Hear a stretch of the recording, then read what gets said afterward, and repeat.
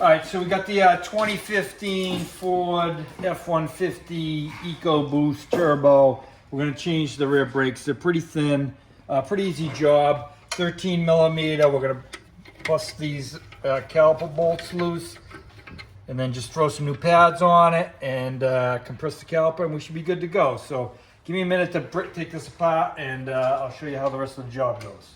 Slide the caliper off easy. So that's off. We'll put it here. I'm going to change this caliper because it's seized. We went to the store, bought a new one. I'm going to throw new rotors on it while I'm at it because I got to change the caliper brackets. That's what we're going to do next here. All right, so here's my new caliper. It already comes loaded. It has a nice bracket and stuff. I loosened these nuts up. Well, it's in a vise. I like to make sure the bleed is loose.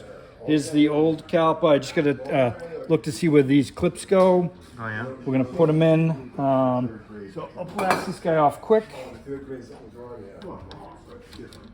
Oh, and it's pretty good, right like that. And what I'm going to do is put some of the brake lube right here. I like to put lube here because if this corrodes up, it basically pushes those a little bit back. All right, so now I just got to put these clips on, and they just slide right in here. Clip them in. There's one. There's the other one.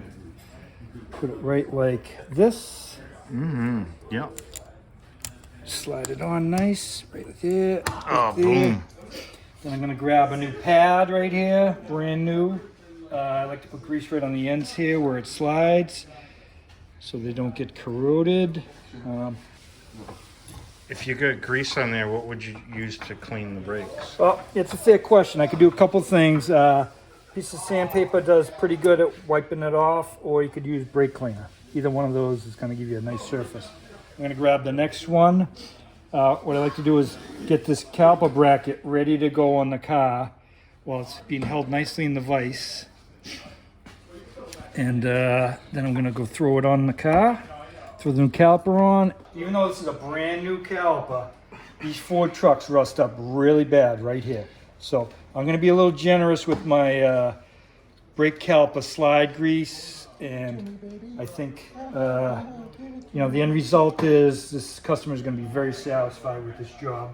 He's probably never going to come back. So that's the best kind of customer, is the one that doesn't come back. All right, so we got a new caliper bracket. While you guys were off camera, we also got a new rotor snapped on there, nice. Put some anti-seize behind here.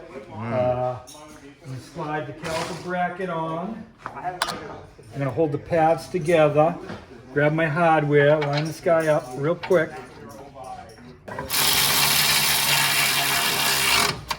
And then down here, this guy.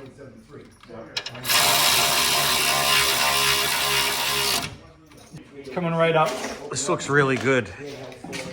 I'm gonna throw that new caliper on, hook up the hose, bleed it, and we're gonna be done. Do you have to, are you gonna adjust the carburetor? This pretty much just goes on like this. Push the slides in. Oh, yeah. Throw the hardware on quick. Oh, it's going right in. Oh, I know. Yeah. It's been prepped up nice. That's why I like to do it in the vise. I'm going to grab the 12 millimeter wrench. So blow this hose off of here. So if you had no banjo bolt, could you use something else like a ukulele bolt or something? No, they're pretty specific on Bass it. Right guitar bolt? Right in the instructions. You want to have both washers on there, so you got both copper washers. Okay. The line will go into a little line-up pin. Oh, yeah. I'm spinning this guy in here. I'm being quick because I'm trying not to lose too much fluid. Get in there, tighten this down like that. It's pretty good. I'm going to check for a leak later. I loosen the bleeder. I'm going to pop this off with a rubber cap. And in about a minute or two, some fluid should start coming out of there. That starts the bleeding process. I'm going to close it up and then bleed it for real. All right, let's get a little view of the progress here. Looks like it's coming together.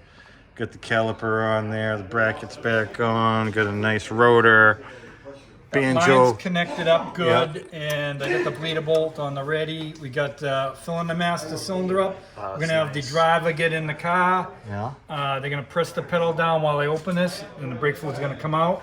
Oh my god. And, this is gonna be so good. Yeah, basically looking to get any air that we have trapped in the system out of it. That's our goal right now.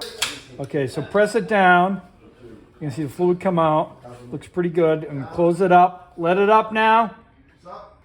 So this is bleeding the brake? Yes, we're gonna try to push all the fluid, all the air out of the fluid. Let it up. Is it up? Press it down. Normally it's just me or you that's bleeding. Yeah, so far so good, but the night's not over yet. Press it down twice and hold it. Nice job. Okay, now let it up. See, it releases nice. Now it's working. Yeah.